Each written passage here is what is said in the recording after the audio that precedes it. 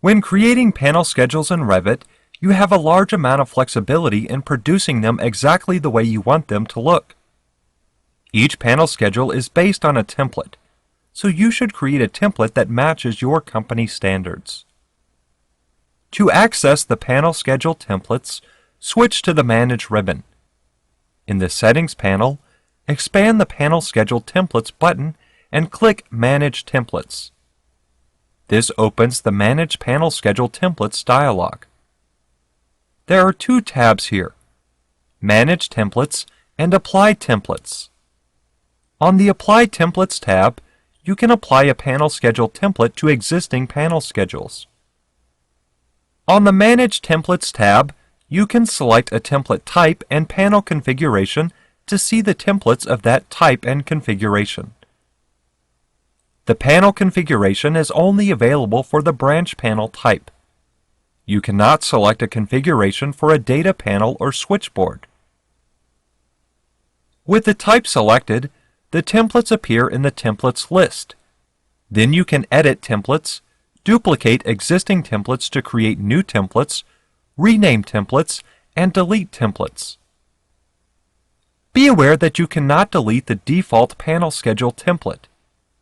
If you had several templates, you could select one and click Make Default to make it the default panel schedule template. For now, let's edit the branch panel default template.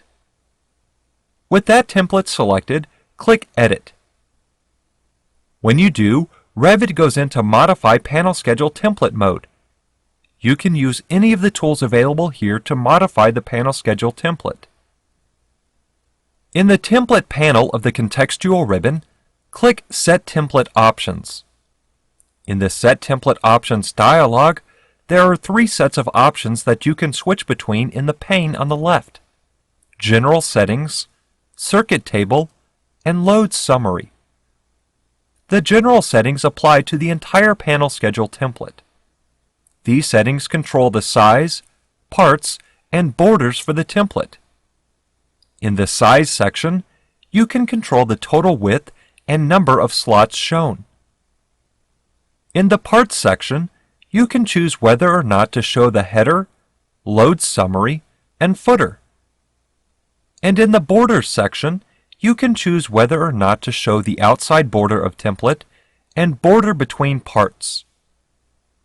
If a border is selected, you can then select a line style in the adjacent drop-down. The Circuit Table settings apply to the Circuit Table part of the panel schedule template. Here, you can control the column header text orientation, which can be horizontal or vertical. Then you can choose the format for displaying loads. When you select an option in the list, you can see a preview in the pane on the right. Then you can choose whether or not to show circuit number on one row for multi-phase circuits, and depending on the template, choose whether or not to display multiple rows for multi-phase circuits. At the bottom, for single-phase panels, you can choose to hide column for third phase or show but disable column for third phase. Additionally, you can show phase column values as load or current. Next, the Load Summary settings apply to the Load Summary part of the panel schedule template. Here, you can control the column header text orientation, which can be horizontal or vertical.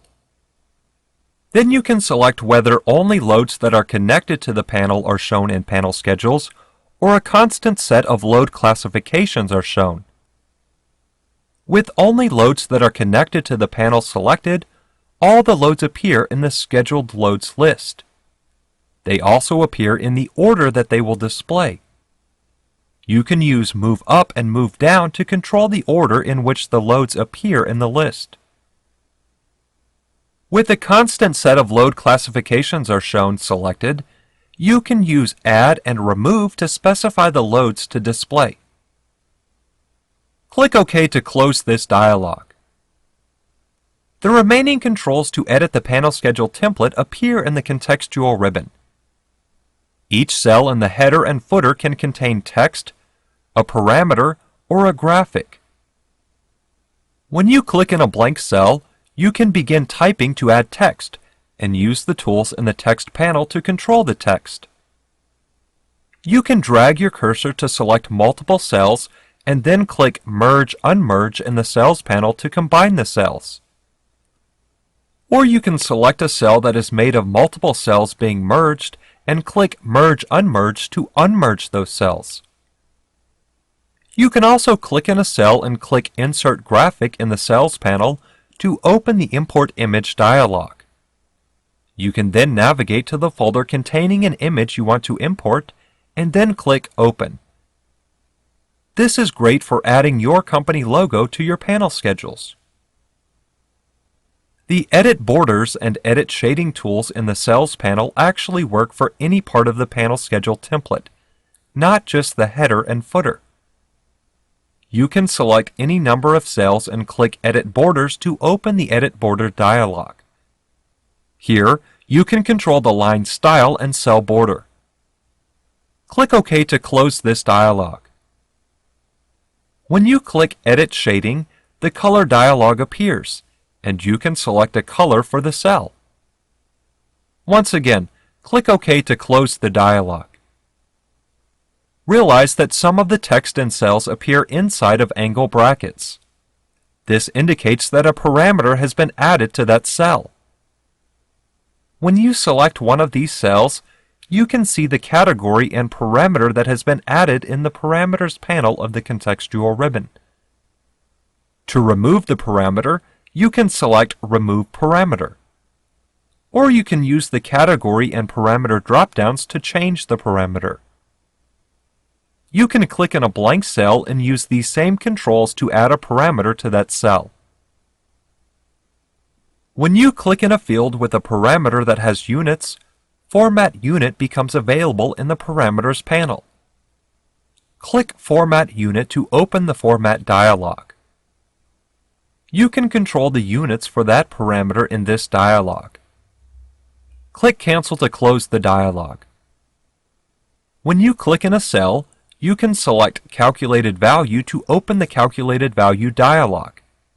Here, you can enter a name, specify the discipline and type, and create a formula for the calculated value. I'll click Cancel to close this dialog. The Combine Parameters tool allows you to combine parameters of the types that display in a specific part of the schedule. Click Combine Parameters to open the Combine Parameters dialog. In this dialog, you can select two or more parameters to combine their values. The values will then be read-only in the resulting panel schedule.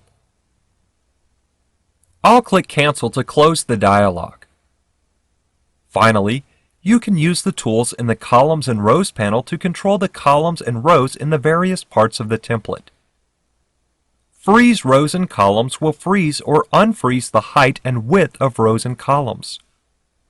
When frozen, you can still use the Resize Column and Resize Row tools to adjust the size of cells, but you cannot use the table grips to drag the row or column lines. This will prevent you from accidentally resizing cells.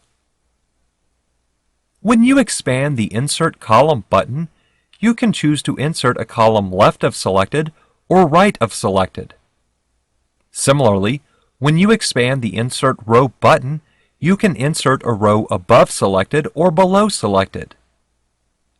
You can also use the Delete Column and Delete Row tools to remove selected columns or rows respectively. Depending on the part of the panel schedule template you are editing, you may not be able to delete certain rows or columns. When you are finished editing the panel schedule template, you can select Finish Template. If you do not want to save any of your changes, you can select Cancel Template. If you want to edit another template, on the Manage ribbon, expand the Panel Schedule Templates button and select Edit a Template. Revit displays the Edit a Template dialog. Once again, you can filter the templates by type and panel configuration. Then when you select a template in the list, you can choose Open to enter into Modify Panel Schedule Template mode.